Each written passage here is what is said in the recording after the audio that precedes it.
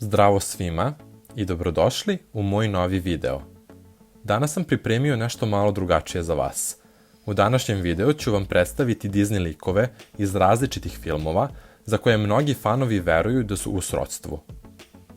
Sve što ću vam sada ispričati su samo nagađanja i teorije. Ništa od ovoga nije potvrđeno od strane Disneya lično, ali je svakako interesantno razmišljati o tome da li su ovi Disney likovi zaista povezani. Krenut ćemo od teorije za koju sam siguran da već svi znate, a to je da su Elsa i Anna u srodstvu sa Zlatokosom. Film Zlatokosa i razbojnik je izašao 2010. godine i u njemu smo imali priliku da se upoznamo s princezom Zlatokosom. Međutim, kada je 2013. godine izašao film Zaleđeno kraljevstvo, mnogi Disney fanovi širom sveta su bili oduševljeni kada su se Zlatokosa i Flynn pojavili na početku ovog filma. Veruje se da su njih dvoje došli u Arendelle na Elsino krunisanje zato što je Zlatokosa Elsina i Anina rođaka. Iako bi to imalo smisla, uzevši u obzir da i Zlatokosa i Elsa imaju čarobne moći, Disney nikada nije potvrdio ovu teoriju, tako da čak i nakon 9 godina od izlaska ovog filma, još nismo saznali zašto je Disney ubacio Zlatokosu u ovaj crtač. Da li zato što je ona Elsina i Anina rođaka, ili iz nekog drugog razloga. Možda ćemo jednog dana dobiti odgovor na ovo pitanje.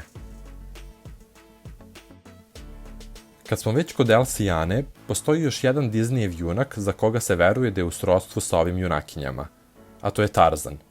Ovo je bila jedna od omiljenih teorija svih Disney fanova.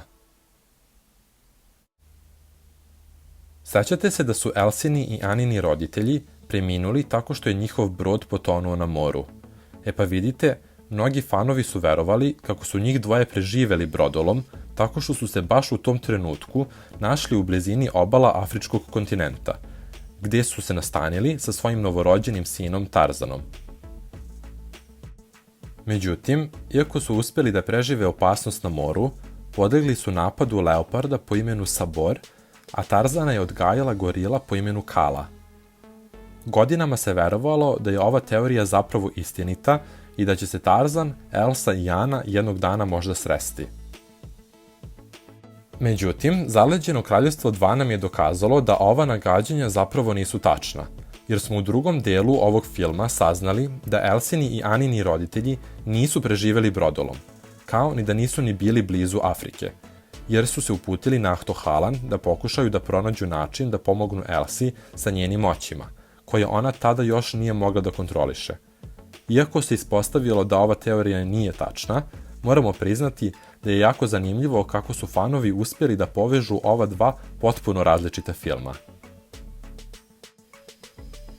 Na sledećem mestu ponovo imamo Zlatokosu, ali po ovoj teoriji ona je u srodstvu sa Snežanom. Postoji pretpostavka po kojoj su zla kraljica i Snežana i 7 patuljaka i majka Gotel i Zlatokose zapravo jedna ista osoba. Sećate se kako je kraljica bila opsednuta svojom lepotom i mladošću i kako je bila ljubomorna na Snežanin izgled. Te iste osobine je imala i Gotel, koja je kidnapovala Zlatokosu zbog njene magične kose koju ju je činila mladom. Veruje se kako je kraljica, nakon što se pretvorila u vešticu i otrovala Snežanu, preživela pad sa litice i naišla na čarobni cvet koji je kasnije Zlatokosi podario moći.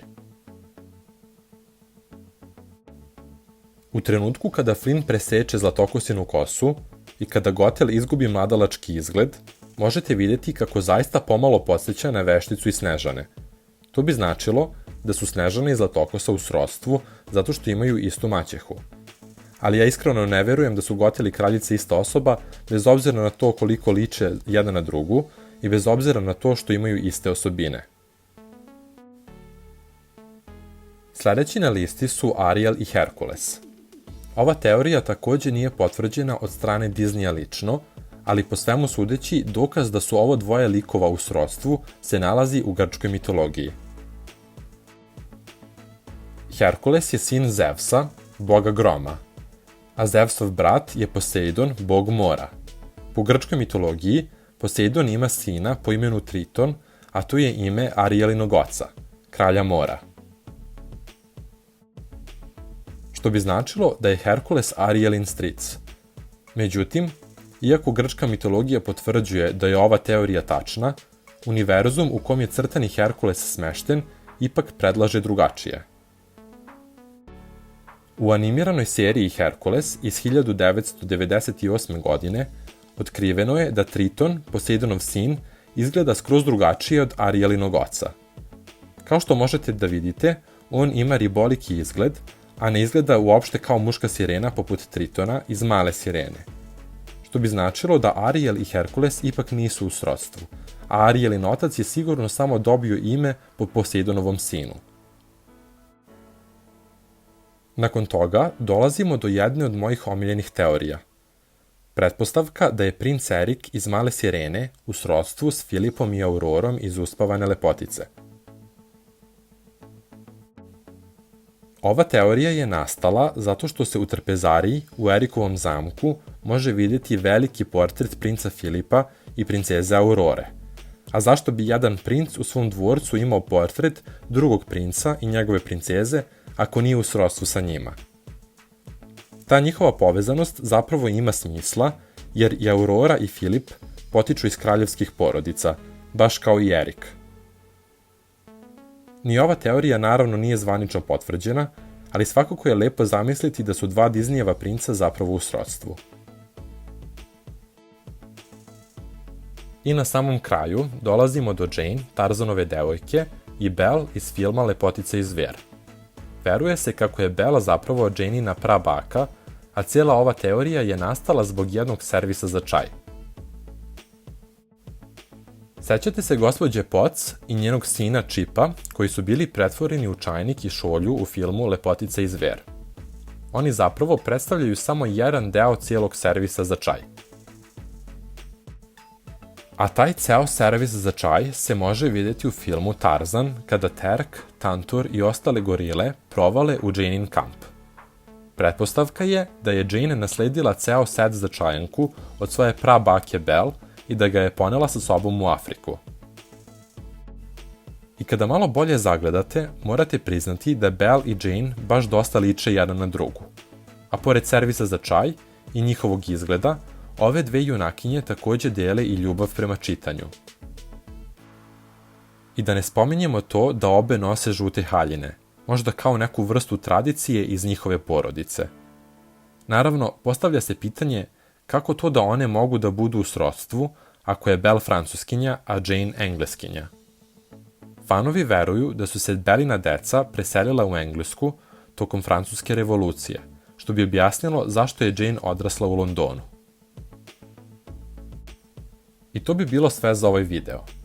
Iako su sve ovo samo nagađanja fanova, moramo da priznamo da su jako zanimljiva i neobična. Disney je čuven po tome što ostavlja skrivene poruke i simbole po svim svojim filmovima, tako da nije ni čudo što fanovi uvek osmišljaju neke nove teorije.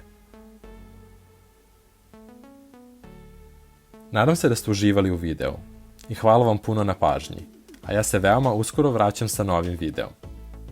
Šaljem vam puno pozdrava!